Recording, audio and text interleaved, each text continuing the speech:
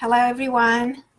Today we are going to talk about a possible timeline of the application for sponsorship of your parent and the approval. I'm Raluca Hania. I'm an immigration attorney, and I'm here with my office manager, Nina Clear. And we've been talking about an imaginary family, a daughter who is 50 years old and lives in the United States, is a naturalized citizen, and her 80 years old mother who lives in Romania. So remember your likes and shares and comments, especially during the live, help other people to see our video. So thank you for any. Okay, so before we talked about what information you gather before you apply, now you have everything. What are you going to do? So you are going to go to USCIS website and download the forms that you need to sponsor your relative. Okay.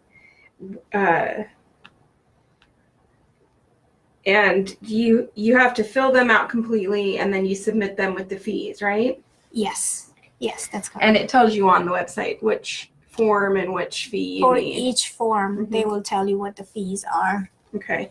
So what would you do, or any immigration attorney, differently than someone doing the forms themselves? So I'm not very sure what other attorneys do, but one thing that I always did is to include a letter to USCIS for my client and outline all the documents that we are submitting, explaining why we submit those documents, and also what is the legal support for granting the request. Okay. And about how long does it take you to process an application? Usually, if we receive all the documents and the fees from our clients, it usually takes about 1 to 2 weeks for us to submit the application to USCIS. And all the information, because if they don't get you everything, then we have to keep asking them for it, right? Exactly. Okay. Yes. And do you send them via regular mail? I always send them via UPS mail. Usually it's overnight because I get a tracking number, and so that way I know for sure when USCIS has received the package. Okay. The first document you fill out is the I-130, right? Yes. Okay. But then in this case, you're going to do it a little differently. If it was a different type of relative, that's what you would do. But because this is a parent, you also send in another one, right? If the parent would be here, then you would have to also send, it's recommended that you send them together, the other form, the Form I-485. But if the parent is not here, then they're going to have to go through the consular processing. So I-130 is actually the only one that you send at this time. Yes. And then the important thing is, since we have this new policy with this administration, that if anything is done wrong or incorrectly, your forms can be rejected without any notice. Yes. And then you would have to refile and send in a new fee. And if your form is rejected, you will not receive the fees back. So you applied all the fees that you paid, you will lose all the money. You kind of forfeit them. Mm-hmm. Okay, and then after you send it in, you overnight it, and they get it, what happens? After USCIS receives your application, you will receive in the mail letter. It's called Form I-797, Notice of Action, and that is your receipt. That's going to tell you that they received your application. Okay, and do you need to keep that? Yes, you need to keep that because first, it will have a receipt number on it, and you can use that receipt. That's the case number that you have. So you can use that number to track the process of your application.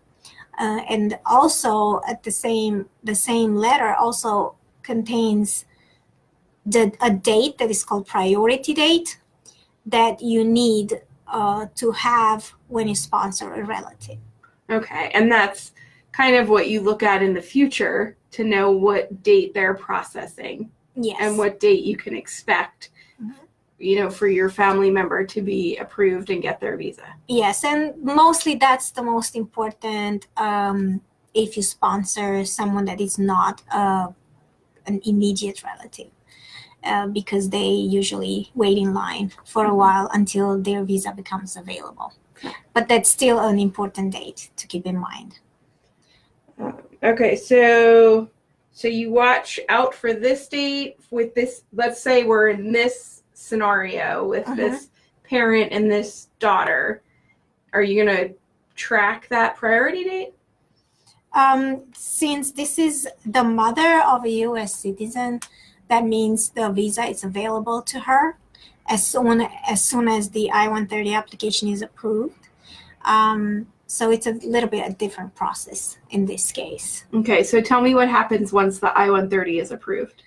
Once that is approved, you will receive again home a receipt, a letter from USCIS telling you that your application has been approved, and USCIS is gonna send all that information to NVC, which is National Visa Center, who is gonna be the next agency who's gonna process the application.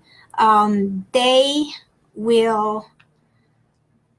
will send, once they receive the case, they will send you an email or your attorney, and they will tell you that now you can proceed with the consular processing for your mother in this case.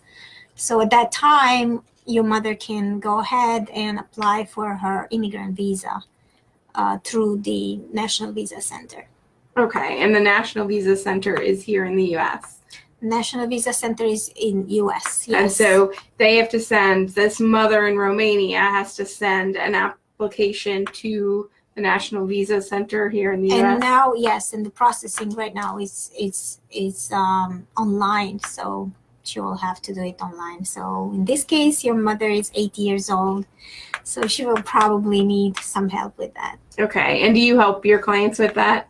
Yes, I did help a lot of clients with the consular processing. Okay, and at that time, is that when they submit the affidavit of support and the medical exam and all of those things?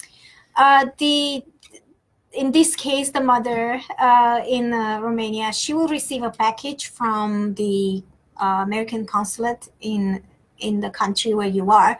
So in this case, in Romania, and she will receive a package with instructions. What does she need to do? Where does she need to do her medical exam? Where does she need to pay different fees associated with the consulate fees over there?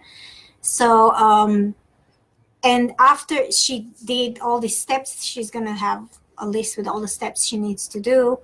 Then they will schedule her interview. Okay, and what is the interview?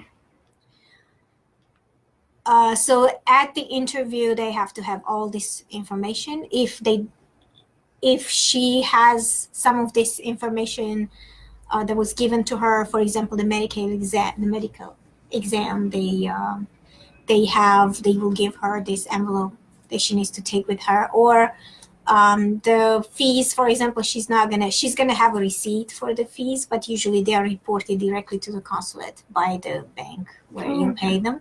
But once at the interview, basically you have to have all the information so they can take a decision, right? So you would have to have the medical exam with you.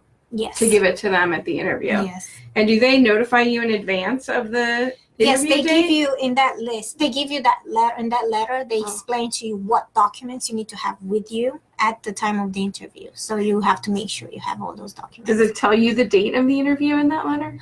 No, that would be separate. And as far as I understand, they send you a letter telling you when the interview. They give you an advance notice about 30 days in advance to know when your interview is going to be. Do you have any idea? I know it depends, but after filing the 130, which goes to the National Visa Center, which then goes to the consulate, how long before you might have your interview? That is actually, it does depend on the consulate that you're going to. Some consulates, they have a lot of applications. so it can take a while to get in line for your interview, and some others they don't. They process it much faster. So it's hard to know. Have you Um, ever helped anyone at the consulate? No, and actually, you are not. The attorneys are not allowed at the consulate interview. Okay. But you help with the consular processing. But I help with everything else except the interview. Okay. All the application, and even sometimes I was helping with scheduling the interview itself. The interview for the client. Have you given them ideas of what the interview will be like? I mean, do you know? Yes, I mean, I always, if it's possible, and I can talk with the clients, with the immigrants in their country. Yes, I always tell them about what kind of questions they have to expect. Okay. So it makes them better prepared. Okay, so they take the affidavit of support, they take the medical, they take the whole list of things, they have their interview, and then what happens? So at the interview, you're gonna know if you are approved or not for the visa. And if you're not approved, you're going to receive a letter. They're going to print for you a letter right then and there, and tell you the reason for which you were not approved. And it can be that you didn't have all the paperwork. There could be different reasons. But if you are approved, they're going to tell you that you're approved, and they will, I know what they do at the consulate in Bucharest. They ask you to leave your passport, and you need to choose how you want to receive. There are 3 options how you need to want to receive your passport back home, and they will send that passport back to you in about a week with the visa, with the immigrant visa stamped or glued basically on your passport. And once you got that visa and you got your passport back, you have up to 6 months to travel, to enter United States with that visa. So it's good for 6 months. Okay. So then basically you tell your relative you got approved, and now the USCIS website says that the consulate personnel will give you a packet that you take with you. Is that right? Yes. They usually give you a packet that you have to give it to the Border Patrol agent. So when you come, for example, you are flying, right, in the United States. So the first airport when you come in the United States, even if it's not your final destination, that's going to be the place where you're going to meet with the Border Patrol. They're going to stamp your passport with the immigrant visa, and you will have to give that package to them. Okay. And is there a consular fee in addition to the other fees you've already paid? Yes, and each consulate have a little bit. They can have a few slightly different fees. Okay. Depend on the country. And then do you also have so you paid one for the I-130, and then you have a consulate fee, and then do you have another immigrant fee? Yes, so once you come in the United States, and even before you come in the United States and you know you are approved, you can go online and you have to pay a green card processing fee, basically a fee for them to actually print the green card for you and mail it to you. Do you know how much that is? I didn't pull that up. I think it's around $200, between $200 and $300. Okay. So we have the fee. Then is there anything else that you need to know while you're going through this? Consular processing in general can be a little bit stressful and complicated. So I would like you to know that, I did this process. I helped clients for at least 8 countries that I remember so far. And we are really here to help you. So if you have any questions, if you have this, if you need help with the consular processing, please call us. And then the other thing is if you change your address or your marital status during this, you should notify the National Visa Center. Yeah, you should always notify them if anything changed. Okay. And then once you come in, you said it's the first airport you stop in. Are they going to give you the green card there? No. So the green card, will come to the address that you fill out in your form, where you said that you're going to leave after you come in the United States. So you will receive the actual card in the mail after you pay the processing fee in about 2 weeks. 2 It weeks, takes- okay. Yeah. So we don't have a specific number of how long this will take, No. right? It sounds like every country is different It is. depending on the consulate. And usually when we have sent the I-130s, we've gotten the notice back from USCIS within like a week Yes. saying, hey, we received this. But then it can take, let's say, up to between 3 to 6 months to be approved. It used to be 3 months. It used to be really fast. Now it takes more time. So the whole process, it can take maybe 6 months from the moment you apply for your relative until they come. Because it gets approved, then it goes to the National Visa Visa Center, Center, who then sends it to the consulate, and then it's dependent on the consulate's timeline as well. Yes. Okay. So as close as we can say, it's 6 months to a year or more. Yes. It used to be pretty constant that people would receive their green card, and the whole process would take about 6 months. But it's a little bit hard to tell right now. Okay. So it can take a little bit more. Anything else?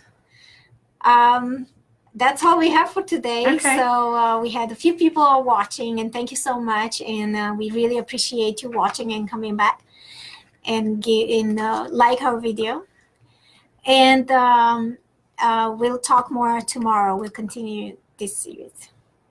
Thank you. Bye-bye.